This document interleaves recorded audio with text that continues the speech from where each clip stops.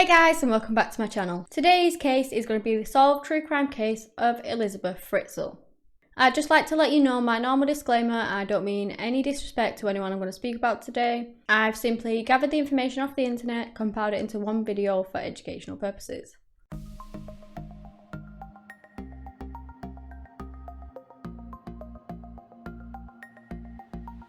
Elisabeth was born on the 6th of April in 1966 to her parents Joseph and Rosemary. She had 3 brothers and 3 sisters, so she was part of a pretty big family. They lived in Amstetten, Austria. Now this case is a very sad case, and apparently Elisabeth actually began receiving abuse from her father at the young age of 11. At the age of 15, Elisabeth had finished school and she was training to become a waitress. And it was in 1983 that Elisabeth actually ran away from her family. But just 3 weeks later, the police found her and took her back to her parents. She carried on with her course and was offered a job in Linz. It was on the 28th of August after Elisabeth turned 18. Her father Joseph asked Elisabeth if she would help him with this door that he was taking down to the basement. So she did. She helped him carry the door down and she actually held it up as he was fitting it. Little did Elisabeth know that she was actually helping him to complete the chamber in which she would be kept a prisoner for so many years to come. Once the door was in place, he pulled out an ether-soaked cloth and held it to her face until she was unconscious. He then threw her into the chamber and secured the door. Prior to this, in about 1978, Joseph had applied for an extension to his house. And this extension included a basement. The inspectors came out, they confirmed that it had been constructed to the sizes and the requirements that they needed, and they signed off on it. Joseph had actually began illegally digging out this room to much larger than the plans had specified. But he actually hid this by putting up walls to hide the fact. According to his statement, he did actually turn this into a prison around 1981 and 1982. He put in a sink, a toilet, a bed, a fridge, etc. Then in 1983, he tunnelled through a passageway straight to the old basement, which was a part of the main house, and nobody actually knew about this. So her daughter had gone missing. Rosemary filed a missing persons report. And by all accounts, she literally had no idea that her daughter was being held captive by her father just below them. Around about a month later, Joseph actually handed in a handwritten letter from Elisabeth, which did state that she had run away from her family once more. She didn't want to live with her parents, and that if they came looking for her, that she would just leave the country. And as you can probably guess, she didn't write this willingly. Her father forced her to do it, and he would force her to write numerous letters over the years. He went round telling people that she joined a cult. Eventually, the case would run cold and people no longer had the missing girl at the forefront of their mind. And it kind of made sense. She ran away before, so people thought she'd simply done it again. Joseph would go into the basement every morning at 9 AM, where he would work. He'd occasionally even sleep down there. He'd been doing this for years before his daughter even went missing. So his wife was never concerned. She never thought anything of it. She just thought that he was a hard-working man. This may have been the case once over, but now the reasons as to why he was down there so often were very different. He was simply a monster that would go down and visit his own daughter in a prison he'd made for her at least 3 times a week. He would rape her repeatedly, and she actually did fall pregnant with his children. One of her pregnancies resulted in a miscarriage after just 10 weeks. But 2 years later, she became pregnant again, and in August 1988, she gave birth to her daughter Kirsten. 2 years after this, she would have a son, Stefan. And these 2 children would remain in captivity the entire time with their mother. Joseph would bring weekly rations of food and water, and by all accounts, it wasn't really enough. They were all quite underweight. But I guess he did have to try and do this secretly. He had to try and stash food to get it under there to not raise a suspicion. So in a sense, he probably would only get a small amount. Elisabeth tried her utmost hardest to be a good mother. She tried to the best of her ability to give them a normal life. Or as normal a life she was able to in such a terrible position that she was in. In August 1992, she had another daughter called Lisa. And when Lisa reached the age of 9-month-old, she was discovered outside the family home in a cardboard box. Elisabeth had apparently left there along with a note asking that they look after her. And this was all to conceal Joseph's horrific actions from his wife, basically. He couldn't just bring the children into the house with no explanation. So after so long, he forced Elisabeth to write a note and left them outside as if she'd done it herself. Now, during the time spent down there, and with the amount of children that she was having, there obviously was some space issues. Originally, this cell was 35 meters squared, and after repeatedly requesting to Joseph that he allowed her to extend it, he finally agreed to allow her and the children to dig it out in 1993. And I believe I've read somewhere that this took them around about 4 years, and they were digging by hand. And I do believe that I read somewhere that one of them actually also used a spoon. They did expand it to 55 meters square eventually. And in the end, the cellar had a 5-meter corridor with a storage area, 3 small open cells, which were connected by the narrowest pathways you've ever seen. Because obviously they were digging out with their hands, they just made it big enough to fit through.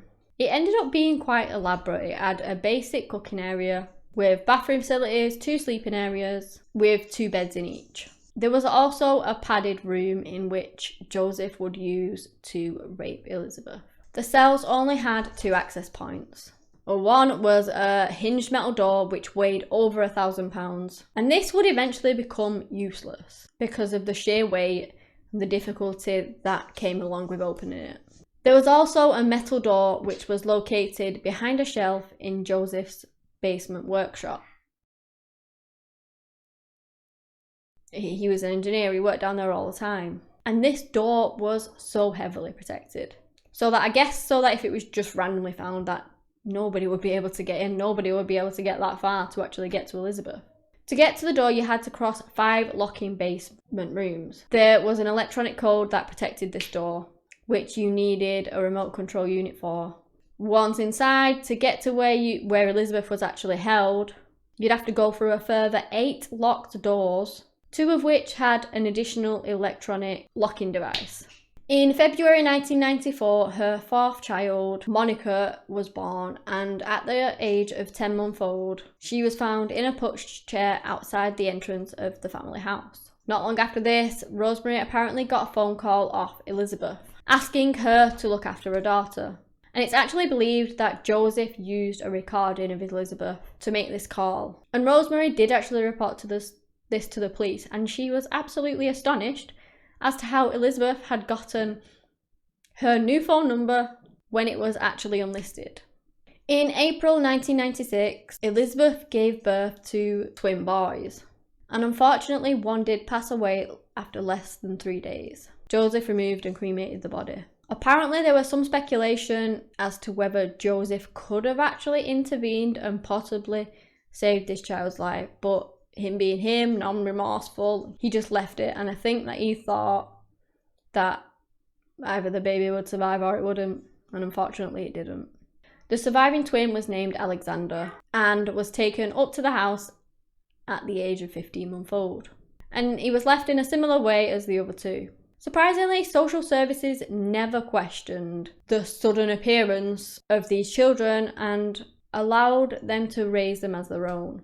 In December 2002, Felix was born, and it was at that point that Rosemary had kind of began to struggle a bit. She'd raised numerous of her own children. Like I said, it was quite a big family, and she was here again with these 3 young children. And so Joseph decided that he would no longer bring any more of his children up to the house for fear of not being able to cope with them. And this is why he decided to keep Felix in the prison with his mother and her 2 oldest children. Elisabeth was actually held captive for a massive 24 years. The 24 years of her life she suffered at the hands of her father. She suffered unrelenting cold, the damp, rats, which on occasion she was even forced to catch with her bare hands. Water would run off the walls in such volumes that she'd have to try and soak it up with towels.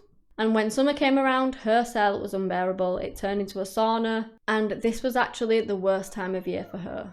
In the beginning of her captivity, Joseph actually strapped her arms up and tied them behind her back with an iron chain. He secured them onto metal posts on her bed, which basically made sure that she could hardly move. 2 days later, we did give her a little bit of freedom. He actually attached the chain to her waist. After around 6 to 9 months, he removed this because he said it was interfering with his sexual activities with her. And he would sexually abuse her sometimes several times a day. It's estimated that he raped her at least 3,000 times over the years, and this would be done sometimes in front of their children. He repeatedly beat and kicked her. He subjected her to humiliating sexual abuse, including forcing her to reenact scenes from violent pornographic films. The abuse left her with seriously lasting physical and psychological damage. She spent the first 5 years entirely alone. He hardly even spoke to her. She'd even contemplated suicide. And when her children started coming, they gave her company. They gave her something to hold out for. She gave birth basically over the span of 12 years. And these took place without any medical help whatsoever. She basically got off Joseph a disinfectant, a pair of scissors, a pair of dirty scissors at that, and a 1960s book on childbirth. He threatened them repeatedly and said that if they tried to escape, he'd kill them. He even told them that the doors were electrified and that poison would release into their cells if they tried to escape, and this poison would kill them instantly. He would also punish her by switching off all the power to the cell for days, leaving her in complete darkness.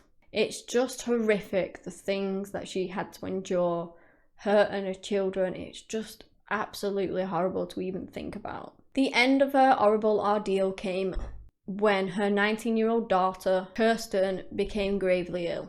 Elizabeth begged and begged her father to take Kirsten to the hospital.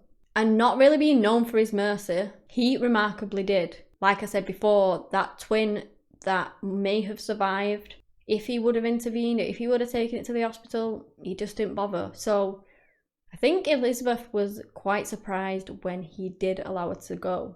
But it could have been due to the fact that Kirsten was 19 years old. He must have formed a bond with her over this years. Like I said, that baby was only 3 days old and there wasn't really a bond there. So I don't know, maybe that was the reasoning behind it. But anyway, thankfully he did actually let her go. The doctors immediately became suspicious of this pale girl who was so skinny, her teeth were falling out, and as she lay dying in ICU.